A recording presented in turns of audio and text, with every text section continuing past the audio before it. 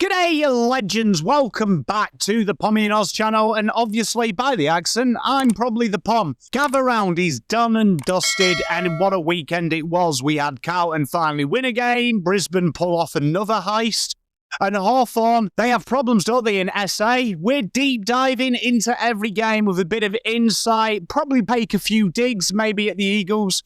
So strap in, grab your centre cuppa, and let's run through the week that was in what was a spicy round of football.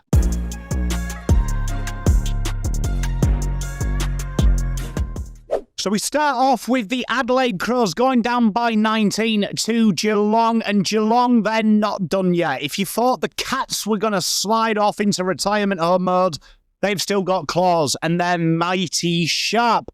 Adelaide, they got the crowd up and about early. Darcy Fogarty clunking marks and has probably the best set shot in the business. Ben Keys, he was bobbing up. He's having quite the year, and I feel like people are underrating the Keys dog. And at one stage, the Crows were 30 points clear and looked like they were coasting.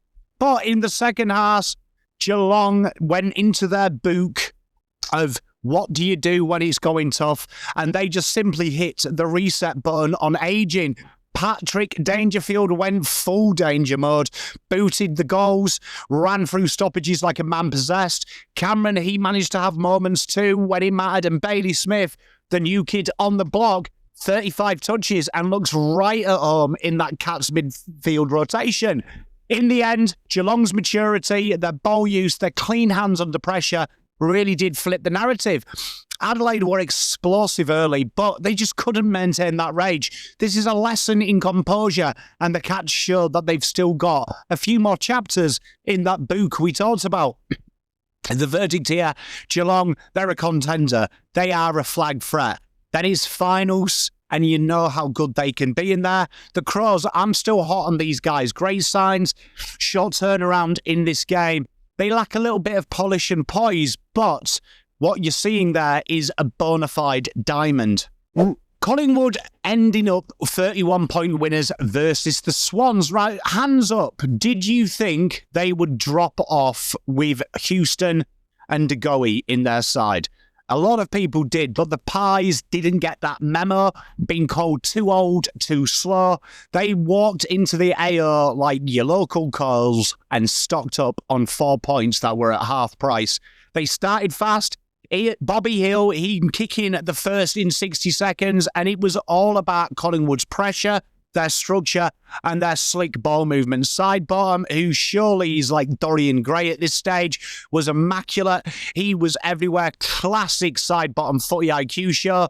Nick Dacos, he had a bit of attention from James Jordan, but he managed to end up getting the ball multiple times. He is really a cheat code in his ability just to really work. We're seeing this last couple of rounds. He's had a bit of attention and he's starting to work his way out of it, and that is quite good. And a shout out to Ned Long, who came in here, did the basics well, showing that Collingwood's system-first mentality allows just about anyone you can pick off the street to play a role in it. Sydney, they had some moments. Heaney, he was gallant again. Rowbottom did his best with his tackle pressure. It just feels like they lacked a bit of spark. And with Joe Labate going down early, it was very easy for Collingwood to really negate any inside 50s. Collingwood, in this verdict, they're still one of the smartest teams in the comp, right? Do you know what I mean? Like, no personnel, no worries. They're a very smart system, and it's got to be said, they are a pretty good side. Sydney, a little bit flat. It feels like there's something building there, but the injury's biting. It's not time to press the panic button yet, but it's definitely one that you're just going to watch and see, because they're not the finished article, but it does feel like there's something missing there. Then we went up to North Melbourne. North Melbourne losing by 52 points. And make no mistake, this game here, I don't want to hear who have the Suns beat. The Suns aren't a novelty at the minute. They look like the real deal. Ben King is looking incredibly strong. Him in the goals again.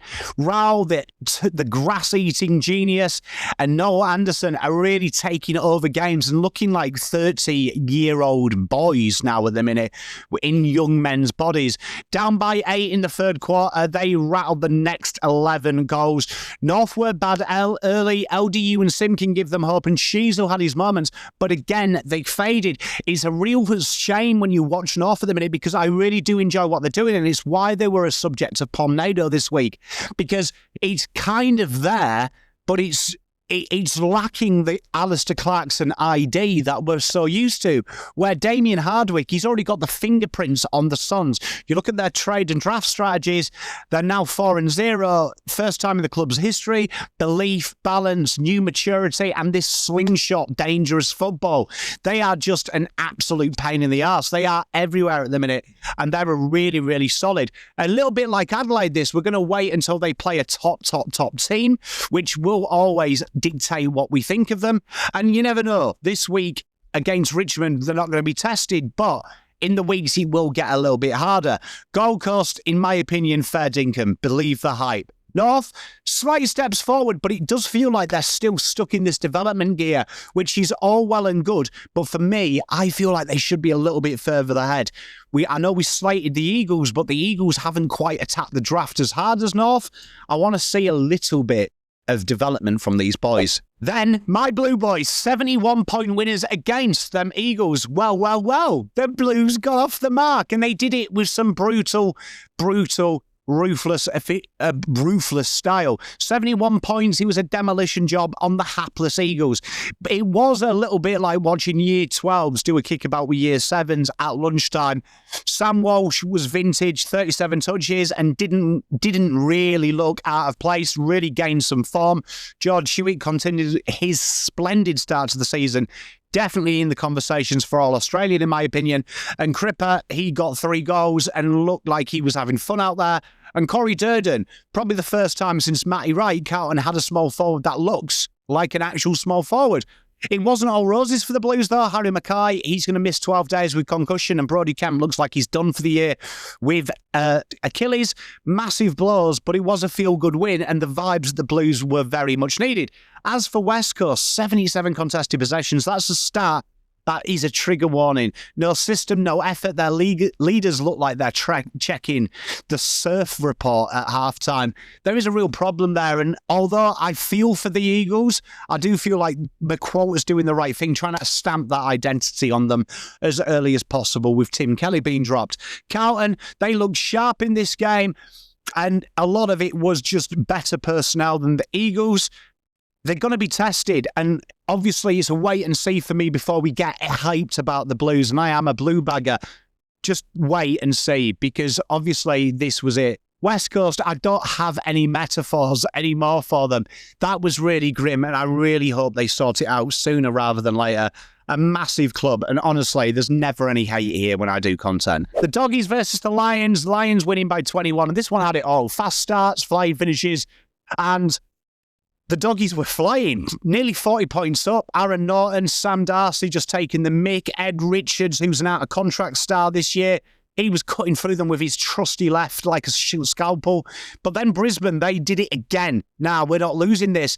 Hitwood went Jekyll and Hyde from the first to the second half. One touch, and before you know it, he looked like the great Bob Paisley. Do you know what I mean? He was just banging goals in left, right and centre.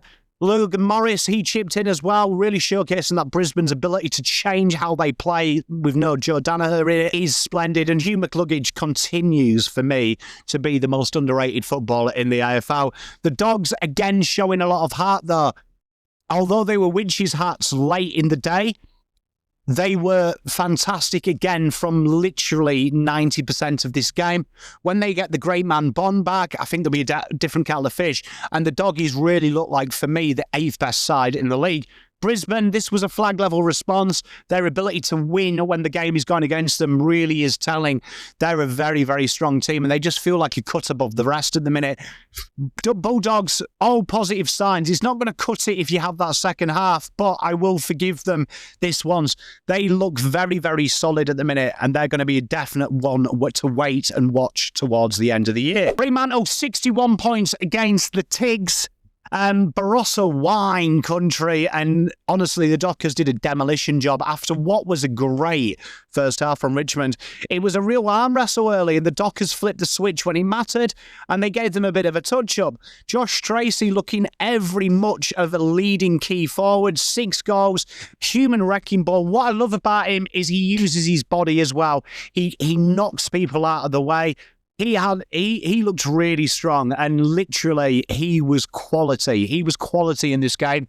Richmond, for me, again, Taranto, Hopper and McIntosh did well early on. Maurice Rioli looked pretty lively. And a lot of youth there. Do you know what I mean? A lot of youth there really did show signs. And I feel like Richmond are playing for the future already. And that is really positive. We've seen Hawthorn do that. Play the system now. That's going to pay you back in 4 or 5 years' time. There was the big hit, big swing, 3-week holiday booked. Ugly hit as well, the Voss-Flostin moment. Kind of a brain fade that makes you pull your hair out. Freo's midfield, though, is humming. Young's return. Again, a real strength for them. The Dockers are looking more and more serious, and they've kind of needed these easy wins, I feel, just to gain a little bit of confidence, and hopefully the Blues can learn from it. Fremantle completed as they should do. Start to believe the hype. I'm willing to start. And you know what, Richmond? Valiant, fell apart, but positive signs coming for me. Melbourne versus Essendon then. This was an entertaining game. 39 points by the Bombers. And there's something brewing about Essendon. There's absolutely outworked and outmuscled and outplayed the Demons side. That looks more fragile every week. Zach Merritt was sensational, leading from the front. Jai Menzies being a constant menace. And Dylan Shield looking sensational down at halfback. Melbourne were well and truly shell-shocked. Petrarca and Oliver battled, but he was reactive again. Their forward entries are non-existent along with their pressure. At one point, they did get it back to within 10, but then the Dons just went 5 out of the next 6 and put the game to the bed. D's are now 0-5. And there is no excuses left. Essendon building a nice little culture here. I really like what they're doing. Obviously, I don't think they're going to be a finals chance this year, but they're definitely going to ruin finals. And there is definitely a right method in what they're doing. They look back on track to do the right thing. Melbourne, cracks now are becoming huge craters. Definitely need to reset it fast or it's going to be game over very, very quickly. GWS versus the Saints in the sweltering heat in Gabba, the Giants unleashed that orange tsunami, overpowering the Saints with a commanding 28-point victory in a game where Toby Green literally showed he was the captain and he was the main man, booting mass amounts of goals, but also being a constant menace throughout. The Giants' midfield and halfback line looks absolutely sensational. Lockie, Ash and Whitfield providing relentless run and drive and cutting the Saints' rigid system to pieces at times. Tony Bedford continues that fantastic tagging role, limiting Jack McQuaid's influence in this game. And St Kilda did manage a late surge, 4 goals in the final term, but the damage had already been done. The game was already lost. Wanganeen Milwera continues to get the plaudits. He could be an All-Australian. He was kicking goals from left, right and centre and definitely looks that point of difference when he does rotate through the midfield. The verdict from this one is GWS, I was wrong. They're not fraud watch. They are a dominant attacking prowess and they have incredible depth, solidifying their position as one of the more formidable teams this season.